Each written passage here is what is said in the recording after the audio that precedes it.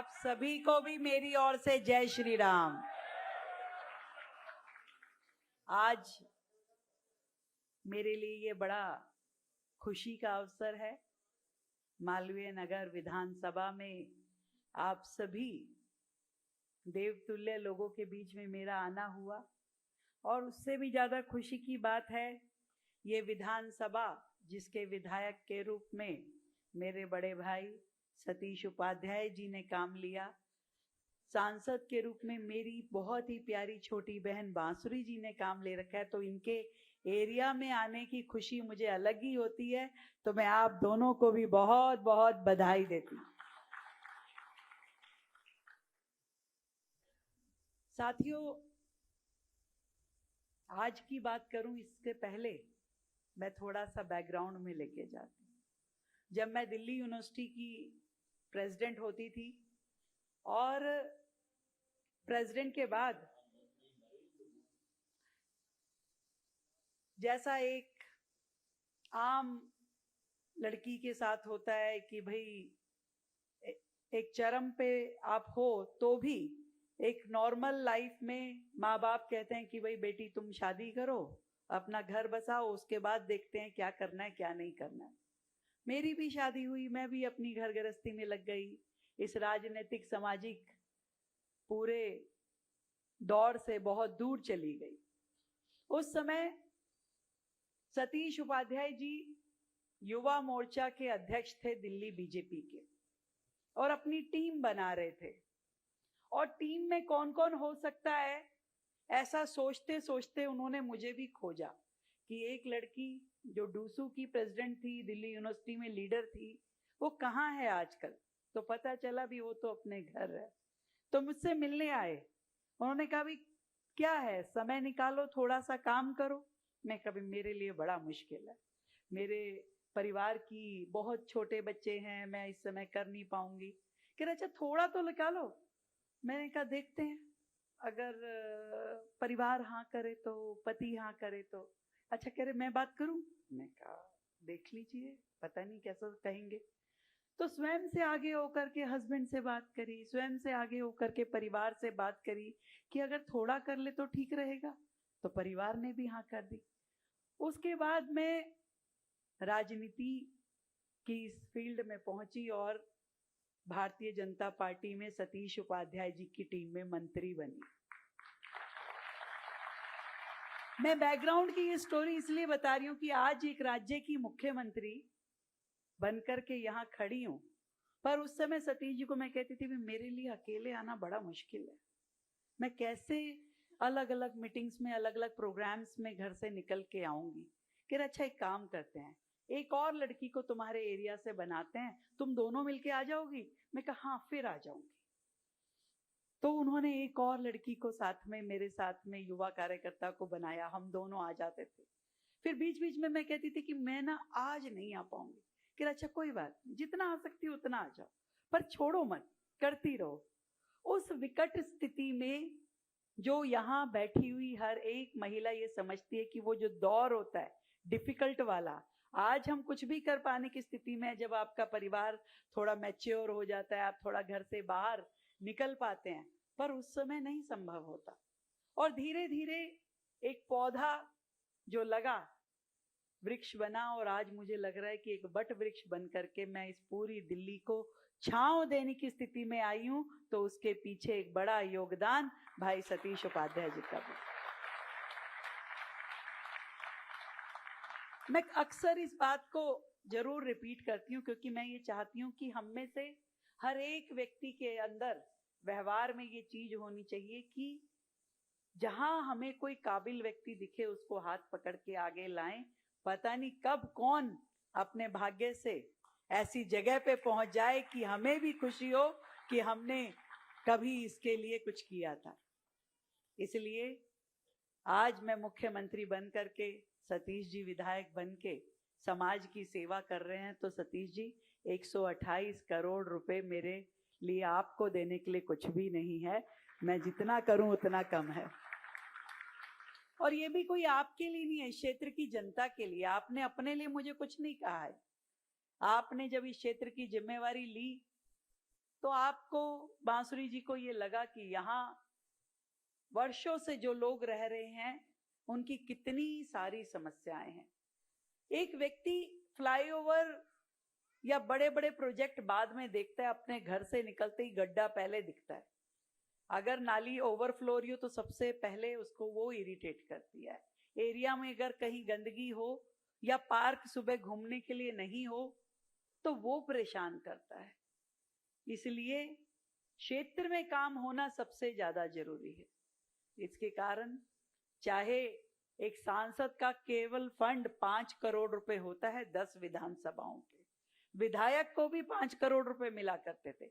आपके यहाँ तो मंत्री जी थे पहले, विधायक जो होते थे, कितने काम हुए आपको सबको बेहतर पता है कि उनके 11 साल और सतीश जी का 1 साल। आज जो सड़कें बन पाई, आज जो ड्रेनेज सिस्टम डेवलप हो पाया, आज जो पार्कों में, आज जो रोड साइड पेड़ लगे हैं, एक एक काम, लाइट से लेके हर चीज को खुद से सुपरवाइज करना, सड़क पे खड़े होकर के कर्मचारियों से, अधिकारियों से काम लेना, ये अपने आप में बड़ी बात है। और हमने तो भाई, चाहे मुख्यमंत्री के रूप में रेखा गुप्ता हो, सांसद के रूप में बांसुरी हो, विधायक के रूप में सतीश जी हो, हम सब पूरी टीम मोदी जी के दिए हुए एक मंत्र पे चलते हैं। और वो हमेशा एक ही बात कहते हैं, ये जो सत्ता है ये सुख भोगने का साधन नहीं है, ये सेवा करने का माध्यम है। इसलिए सेवा करोगे तो लोगों के दिल में बसोगे। चैलेंजिंग है, मैं मानती हूं। इतने सालों की दिल्ली जो पीड़ित थी, जहां लिगेसी प्रॉब्लम का इतना बड़ा अंबार लगा हुआ है, 1 साल में ठीक करना संभव नहीं है भाई, समय लगेगा। 27 साल की कमियां दूर करने के लिए कम से कम 27 महीने तो देने ही होंगे। और उसके बाद गाड़ी जो पटरी पे चलेगी तब मजा आएगा दिल्ली में रहने का। आज चाहे गंगा, आज चाहे यमुना जी की सफाई की बात हो जो अभी डॉक्टर साहब ने मुझे कही, चाहे कूड़े के पहाड़ की दिक्कतें हो, चाहे दिल्ली के प्रदूषण की समस्या हो, हर एक समस्या को समाधान देने के लिए हम लोग काम कर रहे हैं।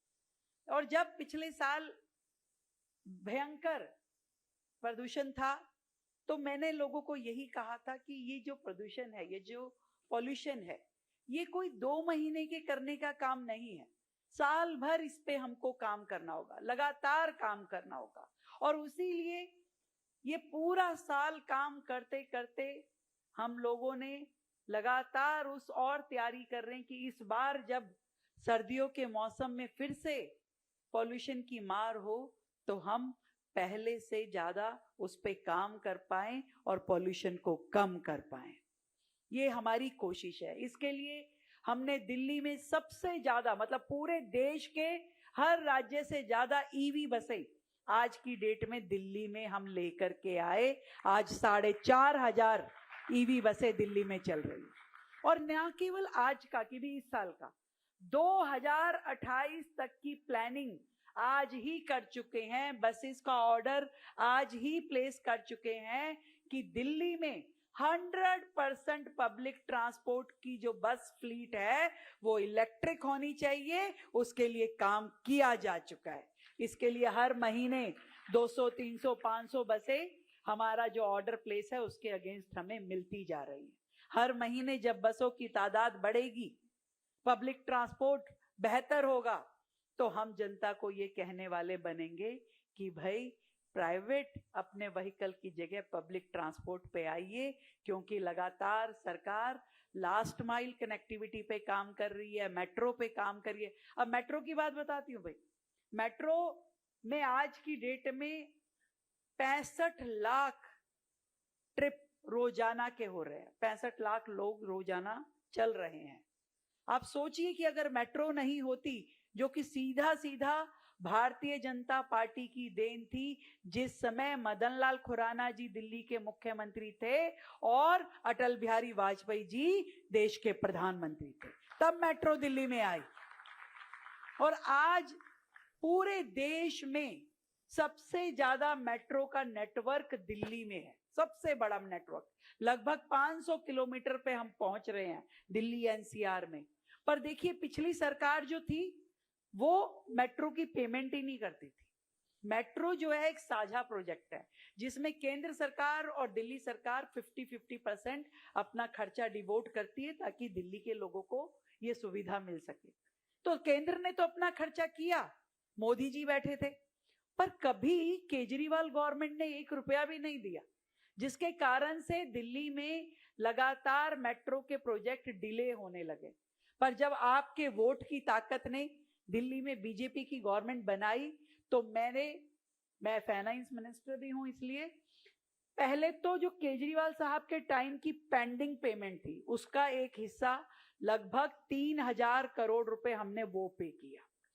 फिर उसके बाद वर्तमान में जो काम चल रहे हैं उसके अगेंस्ट फिर से 3500 करोड़ रुपए दिए, और फिर जो भविष्य में 8 नए कॉरिडोर बनाने की शुरुआत की, उसकी सैंक्शन ली, उसके अगेंस्ट भी दिल्ली सरकार जो वर्तमान की आपकी अपनी सरकार है उसने पेमेंट की ताकि दिल्ली को बेहतर पब्लिक ट्रांसपोर्टेशन मिल सके।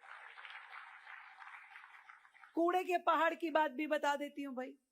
अब कूड़े का पहाड़ तो तब समाधान होगा जब उस पे काम होता। पिछली सरकार ने कभी उस पे काम ही नहीं किया। कैसे अब आधे हो गए कूड़े के पहाड़? 1 साल में कम हो सकते हैं, 11 साल में क्यों नहीं हो पाए भाई? कभी सिंसेरिटी थी ही नहीं।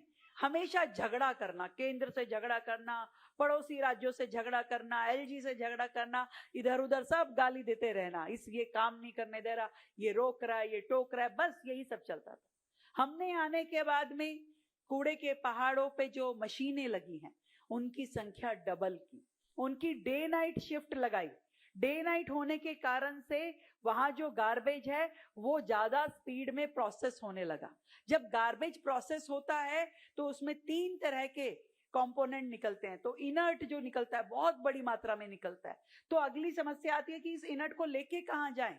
तो हमने एनएचएआई नितिन गडकरी साहब से बात की कि साहब आपकी जितनी सड़कें बन रही है उसमें हमारा ये दिल्ली का जो इनर्ट है इसको आप लगा लेंगे तो हमारे यहाँ जगह खाली होना शुरू होगी।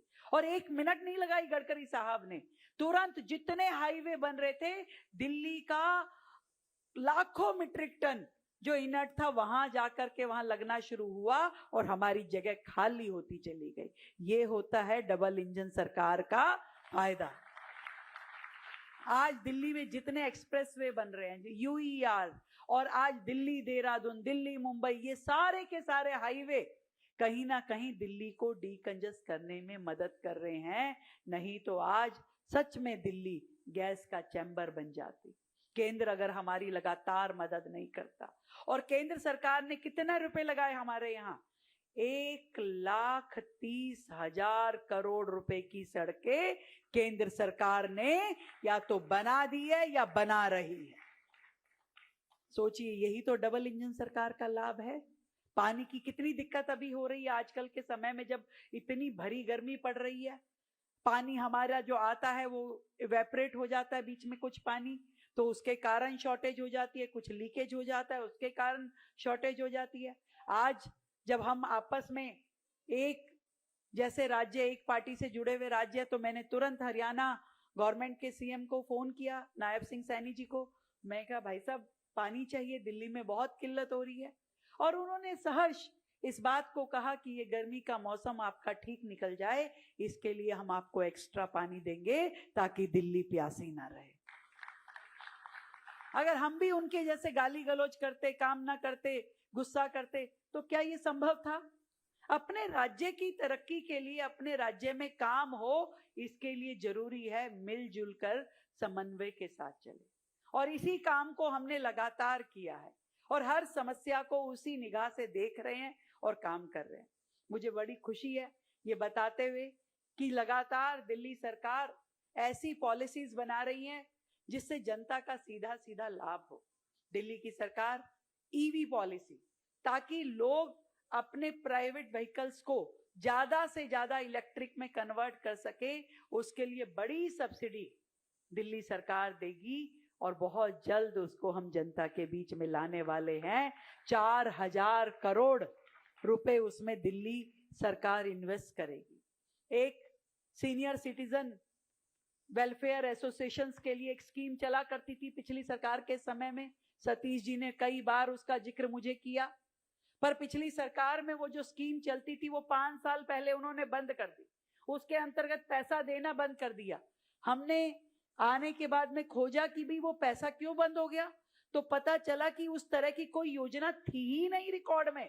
पता नहीं झुंगे से कहां से उन्होंने पैसा निकाल के थोड़ा टाइम दे दिया और उसके बाद अचानक उसे बंद कर दिया। मैं कहा ये तो बड़ा कमाल हुआ, क्योंकि फाइनेंस ने उस पर ऑब्जेक्शन लगा दिया था कि ये तो स्कीम ही नहीं है, आप कैसे पैसे निकाल रहे हैं, किसके नाम पे निकालते थे, किसको देते थे, कितना देते थे, कोई उसका रिकॉर्ड पाया नहीं गया। आज हमने, मुझे ये बताते हुए खुशी हो रही है सतीश जी, बांसुरी जी, कि दिल्ली सरकार ने अपने सीनियर सिटीजन के लिए, वो तो देते थे मात्र 100 संस्थाओं को, मिनिमम 1000 संस्थाओं को दिल्ली में दिल्ली सरकार ये वैव आनंद योजना के रूप से आपको देगी और उसका लाभ सीधा सीधा आपको मिलेगा।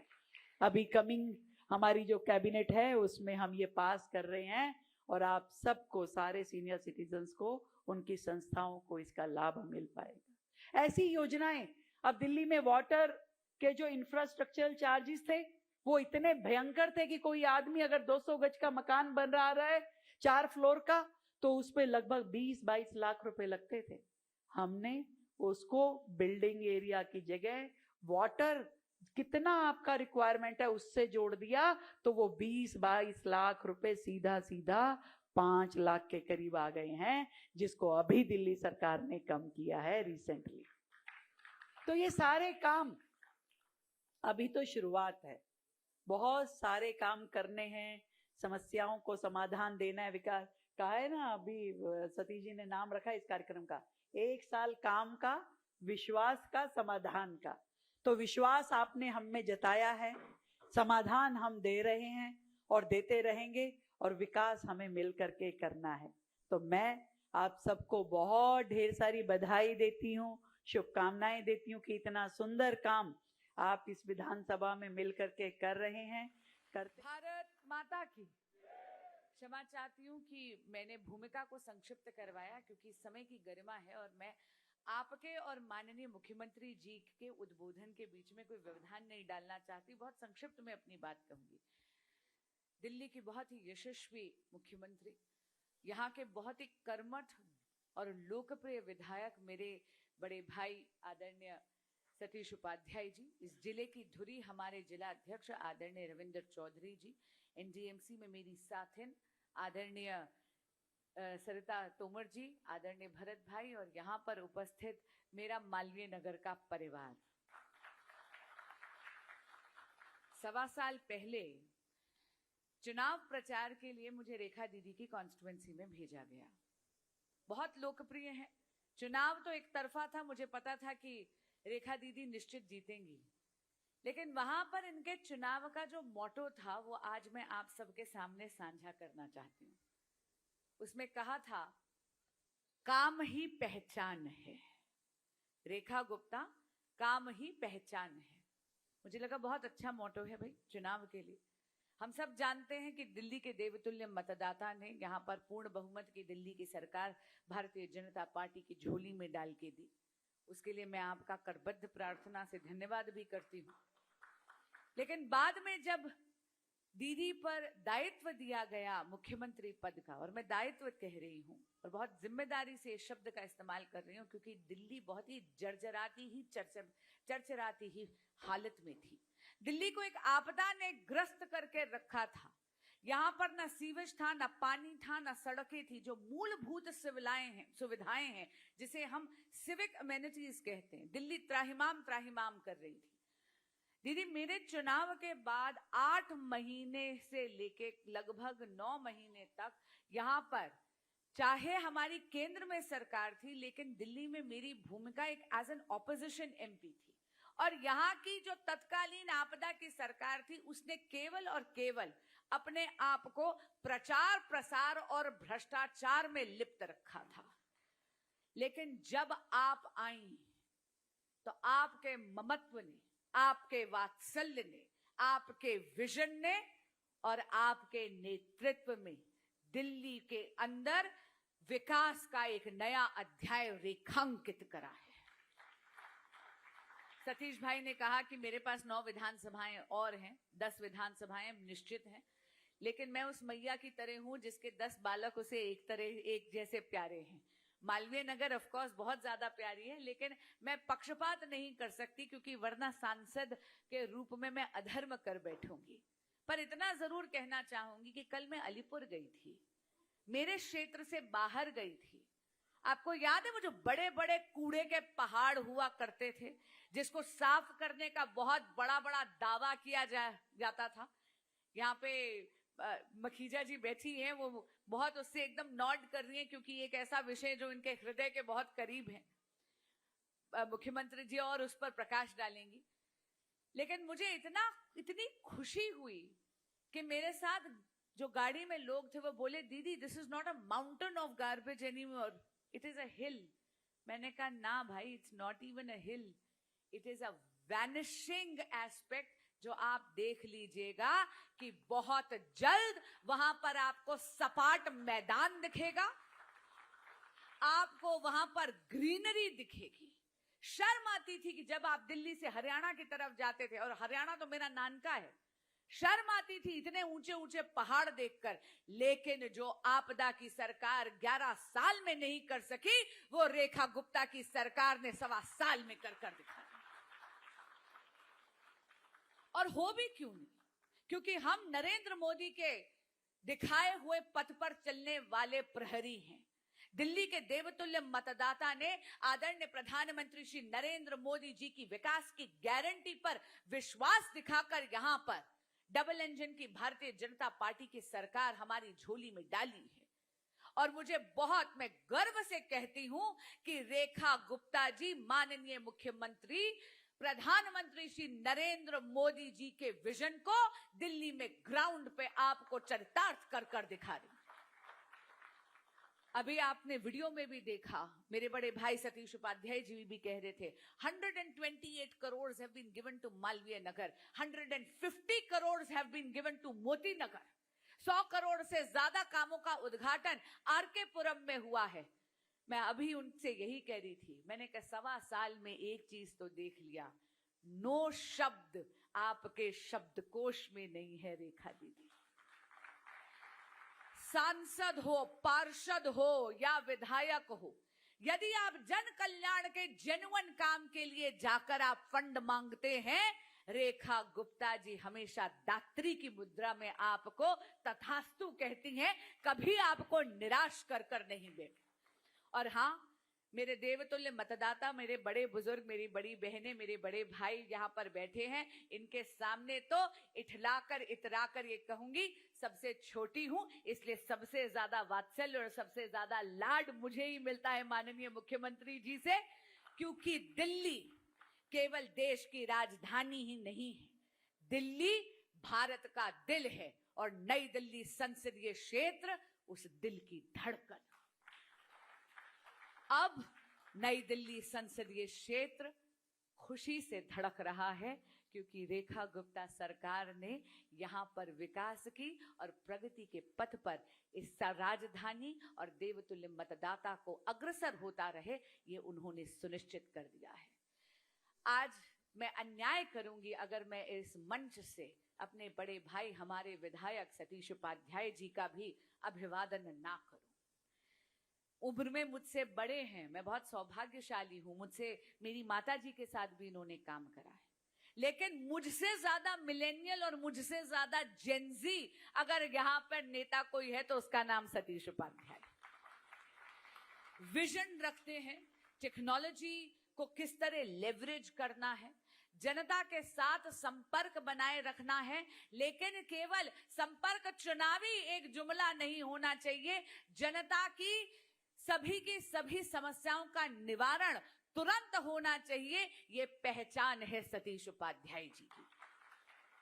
मैं बिल्कुल आपके सामने लंबी सी वो लिस्ट नहीं बताने वाली कि इन्होंने क्या काम करा है, वो तो मैं आपको अगले साल जब निगम के चुनाव आएंगे तब याद कराऊंगी, लेकिन इतना जरूर कहूंगी, हर एक संकट का हल होगा वो आज नहीं तो कल होगा।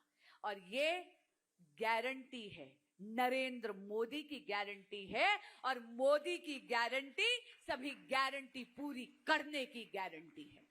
आज यहां खड़े होकर आप सभी के समक्ष बस एक करबद्ध प्रार्थना करती हूं, यशस्वी मुख्यमंत्री रेखा गुप्ता जी को, आदरणीय विधायक सतीश उपाध्याय जी को, और अपनी इस छोटी बहन आपकी सांसद बांसुरी स्वराज को कर्म का आशीर्वाद आप इसी तरह निरंतर देते रहिएगा। भारत माता की जय।